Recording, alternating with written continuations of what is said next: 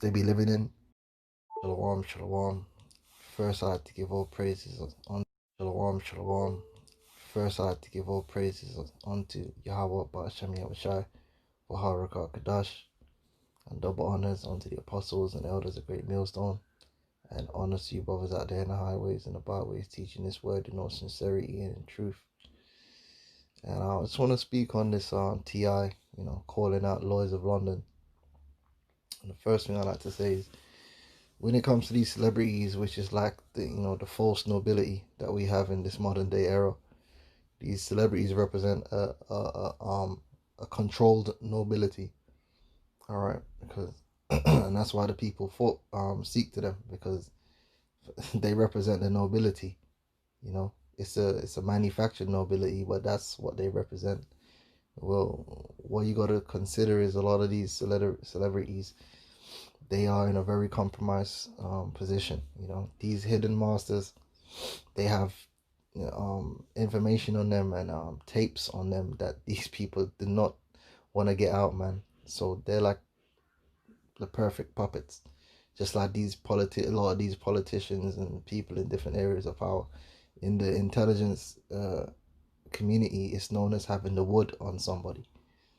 You compromise them, you get signed over them by getting some information on them that they don't want to be released, whether it be an affair or a homosexual entanglement or whatever the hell it is, or some pedophilia or underage prostitute, whatever it is. And once they got that wood on you, pretty much they can control what you do and don't do, for fear of exposure. So a lot of these celebrities are under that cosh.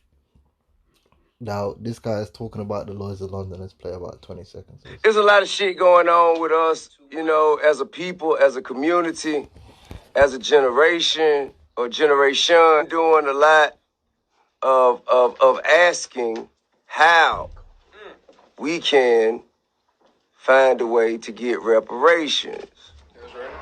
All right, well.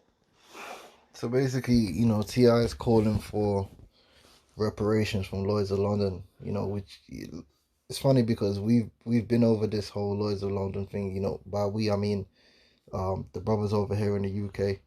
Me personally, I've been down there. I've actually worked or had work experience inside the Lloyds building.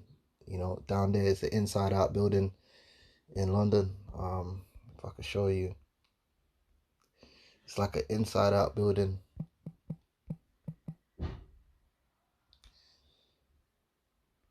Where is it? That's the inside of the building, and the outside of the building looks like that. So the pipe work, everything's on the outside. It's like inside out. Originally, it goes back to a tea house or a cafe around the corner where they used to do the business, and it was all based upon the insurance industry back then was about insuring cargo on ships. Basically, the used slaves and the produce of slaves coming back from the colonies. So that's how they made their bank. Which we brought that out many a time. And it's funny, now you got these Black Lives Matter people, they're running up there, but we already did all that. We've already done, the Bank of England many times. We've been down the Bank of England many times. We've been down the Lloyd's building, but we don't come in the spirit of begging these people for reparations, all right? Because we understand prophecy, and we understand the promise of the Lord, and we look to the promise of the Lord rather to, the kindness of the devil, which don't exist. All right, so it says here, London banks urged to pay reparations for historical slavery links. Okay, so blah blah blah, which these dudes they don't know what they want. Okay, reparations. Let's get the meaning of reparations. All right, it's gone past that now. Reparation is the action of making amends for a wrong one has done. Well, first of all, according to the Holy Scriptures, Revelations 13 verse 10, he that leadeth into captivity shall go into captivity, and he that killeth with the sword must be killed with the sword. Here is the patience of the faith of the saints. So the the proper reparation is these nations, beginning with Esau, Edom, they have to go into captivity. Okay, they can't pay their way out. There's no paying their way out of the judgment that's or what's coming.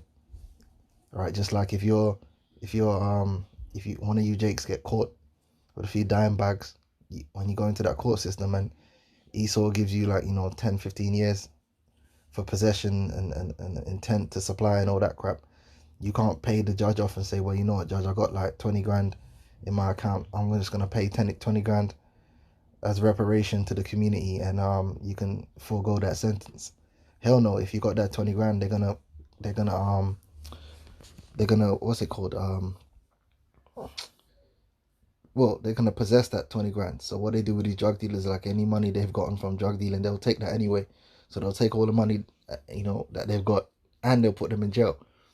All right, so that's pretty much what's gonna happen to Esau Edom. We're gonna take everything he has, and we're gonna put him in jail.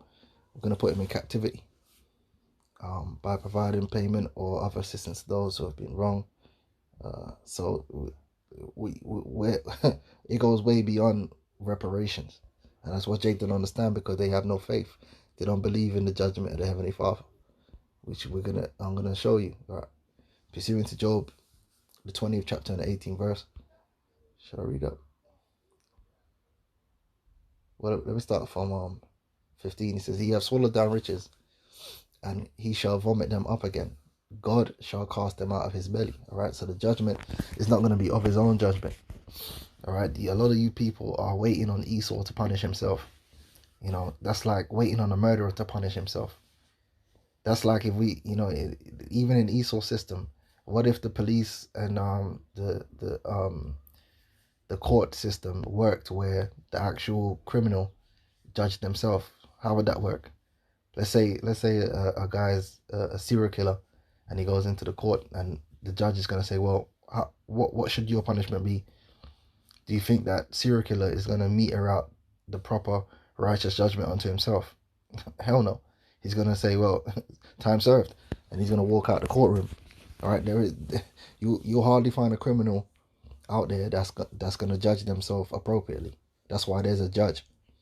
Well, guess what? Esau Edom is not going to judge himself. He's not going to decide how much he's going to pay, or if he's going to pay, or when he's going to pay. That's going to be, that judgment is given into the hand of Yahushua, the Son of the Heavenly Father, right? And he's going to be judged according to his judgment and not according to his own. All right.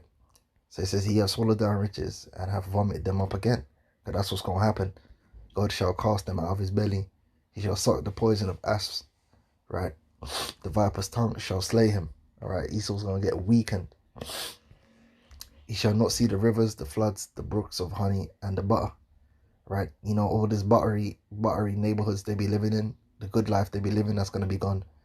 Right? That which he labored for shall he restore, and shall not swallow it down. Okay, so all this hard work he's put in, building up this wealth, building up this system, trying to achieve his new world order, he ain't gonna retain it. According to his substance shall the restitution be, and he shall not rejoice therein. Meaning everything that he stole, and even the profits he's made after that, that's all going to be taken away from him. All right, it's not going to be a case of Esau going to get to give us a couple billion, but then he keep a couple billion for himself. All right, no. Esau is going to pay in full. Right, the restitution is going to be according to his substance.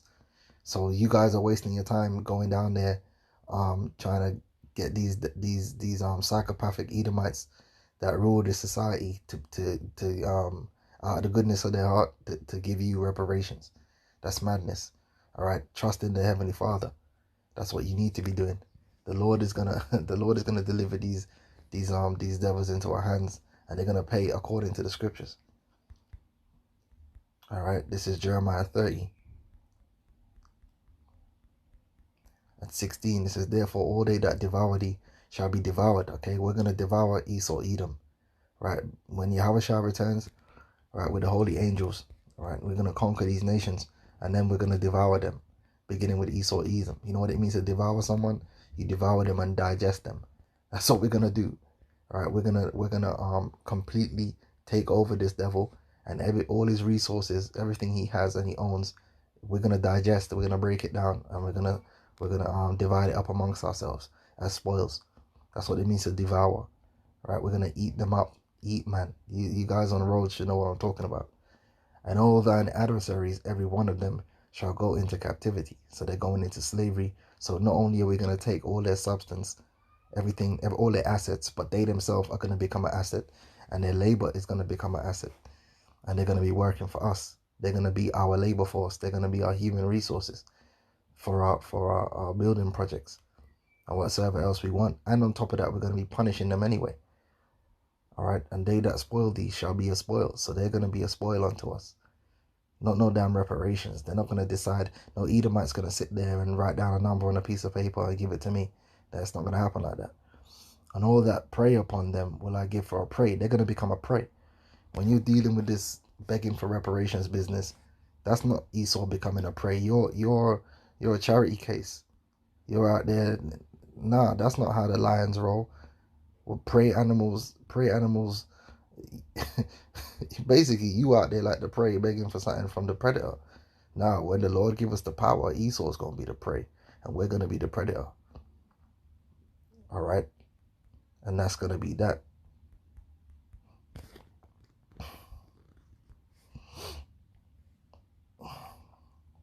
It says, for I will restore health unto thee. Okay, so Esau, that the whole point of reparations is supposed to make an amendment, right? It's supposed to fix our people. Well, Esau ain't going to do that, so you can forget about that. It's the Heavenly Father that's going to restore us. All right, for I will restore health unto thee, and will heal thee of thy wounds, saith the Lord, because they have called thee an outcast, saying, this is Zion, whom no man seeketh after.